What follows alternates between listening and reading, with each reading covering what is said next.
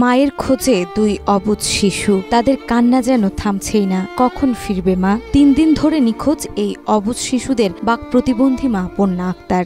আমার এই প্রতিবন্ধী মেয়েটা যে কোথায় গেল, কোথায় রইলো, কোথায় কি হইলো, আমি তো কোথাও খুঁজে পাইলাম না। আমার বড় বোনটা কি অবস্থায় আছে আমরা কেউ জানি না, সে কিনা বেঁচে আছে সেটা আমরা কেউ জানি না। ফরিদপুরের নগরকান্দা উপজেলার মহিলা রোড গ্রামের ফারুক শেখের মেয়ে বন্যা আক্তার। বাক প্রতিবন্ধী এই তরুণী 3 দিন আগে বাবার সঙ্গে কথা কাটাকাটির পর বাড়ি থেকে বেরিয়ে যায়, কিন্তু এরপর আর কোনো খোঁজ মেলেনি। প্রতিবন্ধী দেখে ওর অনেক রাগ।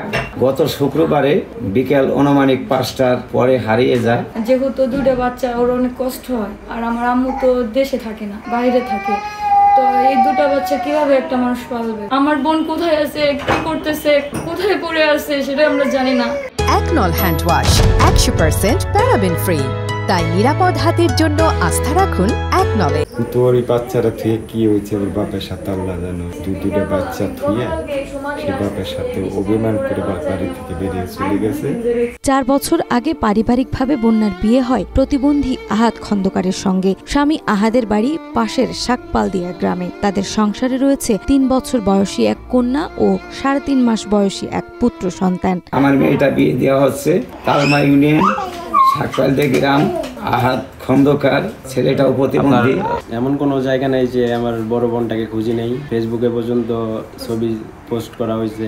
প্রতিবেশীরা জানিয়েছেন বন্যা অত্যন্ত শান্ত স্বভাবের এবং কারো সঙ্গে কখনোই কোনো বিরোধে জড়ায়নি। এখন প্রশ্ন, শব্দহীন নিঃসঙ্গ এক বাক প্রতিবন্ধী তরুণী 3 দিন ধরে কোথায়, কেমন আছে? বন্যার বাবা মা, স্বজন ও প্রতিবেশীরা এই চিন্তায় গভীর উৎকণ্ঠায় দিন কাটাচ্ছেন। তাদের একটাই প্রার্থনা, বন্যা যেন সুস্থভাবে ফিরে আসে সন্তানদের কাছে। একটাই অনুরোধ আপনাদের কাছে, আপনারা একটু হেল্প করেন আমাদের। মোবাইলে মেয়েটা ভালো, সময়তে রাগ হয়ে যায়, সময়তে আবার ভালো। এনে চাই আমরা যে মেয়েটা ভালো হলো, 2টা বাচ্চা যাতে আপনারা উদ্ধার করে দেওয়া পারেন। খুব অসহায় বাচ্চাটা দুধের জন্য যে কান্নাকাটি করতেছে।